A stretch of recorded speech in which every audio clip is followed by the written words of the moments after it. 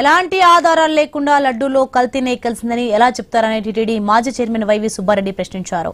TDP హయాంలో 2014 నుంచి 2019 మధ్య నెయ్యిని తక్కువగా కొనుగోలు చేశారని, మరి అప్పుడు కల్తీ జరిగినట్లు కాదా అని నిలదీశారు.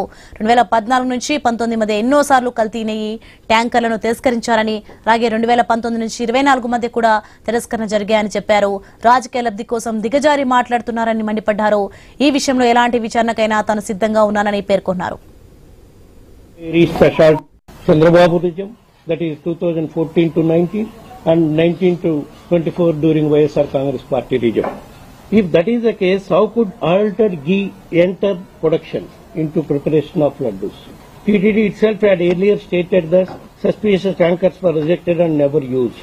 The said altered ghee supplied by Bole Baba Organic Dairy Private Limited, Baganpur to TTD through Vaishnav Dairy Specialties Private Limited and AR Dairy Food Private Limited were utilized for preparation of sacred prasadams of Lord Venkateshwar Swami. Further, the altered ghee rejected 4 tankers. The 326 per kg rate existed only once. Rupees 326 implies adulteration. Then during Chandrababu government, that is 2014 to 19, ghee purchased at 276, 219 rupees and rupees 295 must also be declared adulterated. లడ్డూలో జంతువుల కొవ్వు కలిసిందని చెప్పి హిందువుల మనోభావాలు దెబ్బతీశారని YV Subbareddy ఆరోపించారు. Tirumala లడ్డూపై CM Chandrababu తప్పుడు ప్రచారం చేస్తున్నారని ఆరోపించారు. అధిక ధరలతో నెయ్యి కొనుగోలు చేశారన్న ఆరోపణలు సరికాదన్నారు ఆయన. లడ్డూ ప్రసాదంపై ఇప్పటివరకు క్లారిటీ ఇవ్వలేదని అన్నారు. వైసీపీ హయాంలోనే కాదు, అంతకుముందు కూడా కల్తీ జరిగిందా లేదా అనేది దర్యాప్తు చేయాలని డిమాండ్ చేశారు.